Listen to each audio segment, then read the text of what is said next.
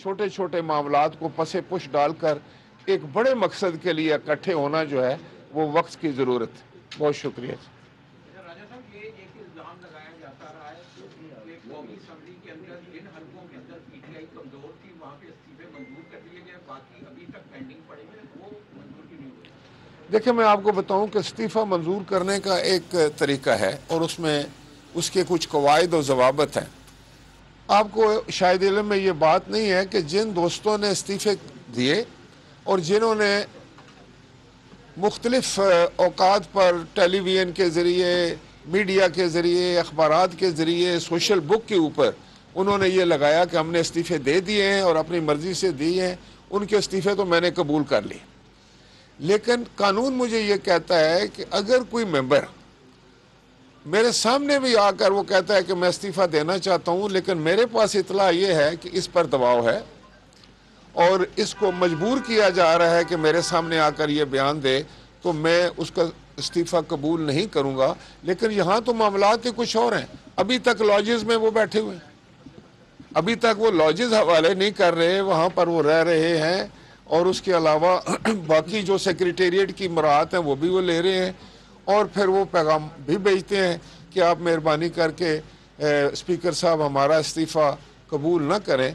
तो ऐसे हालात में मुझे बहुत सोचना पड़ता है और जब तक मेरी तसल्ली ना हो जाए मैं किसी मेंबर को भी डी सीट नहीं करना, बल्कि मैं तो उनसे अब ये तवक्को करना चाह रहा हूँ कि वो आएँ पार्लियामान में बैठें और अपना, उनके पास अपने अपने हलकों का मैंडेट है, वो अपना वहाँ पर जो नुमाइंदगी का हक है वो अदा करें, वो कंट्रीब्यूट करें। अगर वो चाहते हैं कि इलेक्शन साफ शफाफ हो तो उसी सूरत में होगा कि हम बेहतर कानून साजी करेंगे, हम उसके लिए बेहतर इक़दामात उठाएंगे, हम मिलजुल कर अपनी जिस पे तमाम लोग मुतफिक हों ऐसा एक लाया अमल बनाएंगे। लेकिन अगर मैं भी असम्बली में मैं नहीं आऊँगा तो फिर मैं किस फोरम पर हम इकट्ठे होंगे। तो इसीलिए ये जो डिवाइड होती है अपोजिशन और गवर्नमेंट की, ये एक मैं समझता हूँ कि एक बेहतरीन हल है तमाम मामलात का। जिस तरह हुकूमत ज़रूरी है इस तरह अपोजिशन भी ज़रूरी है। जनाब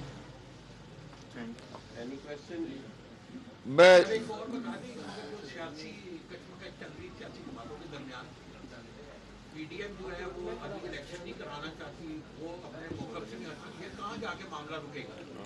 देखें जी, ये एक बड़ी पुरानी बहस है इस मुल्क में। अगर आपको याद होगा कि 88 की दहाई, 88 के बाद बहुत सारी 2-3 असम्बलीज ऐसी थी जिन्होंने अपनी मुद्दत पूरी नहीं की। कोई 20 महीने रहे, कोई 2.5 साल रहे, कोई 3.25 साल रहे।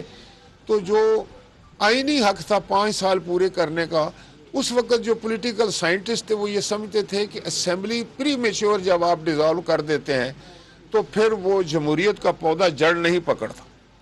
तो ज़रूरी है कि असम्बलियाँ अपनी मुद्दत पूरी करें। फिर आपने देखा कि 2002 की असम्बली ने 5 साल पूरे किए तो लोगों ने कहा कि इसके ऊपर तो छतरी मार्शल लॉ की थी या फौजी हुक्मरान था। तो फिर आप जब हम आए पाकिस्तान पीपल्स पार्टी 2008 में तो हमारी असम्बली ने भी मुद्दत पूरी की। फिर जब मुस्लिम लीग की हुकूमत बनी PMLN की तो उन्होंने भी 5 साल पूरे किए। लिहाजा ये 15 साल का तवातर है। अब ये चौथा जो है ना जी, ये 5वां वो निज़ाम जा रहा है।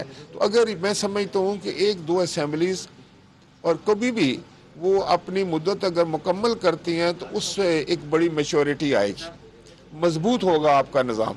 और अभी तो टाइम ही क्या रह गया है, अब तो वैसे ही इलेक्शन का साल है, 5वां साल शुरू हो चुका है।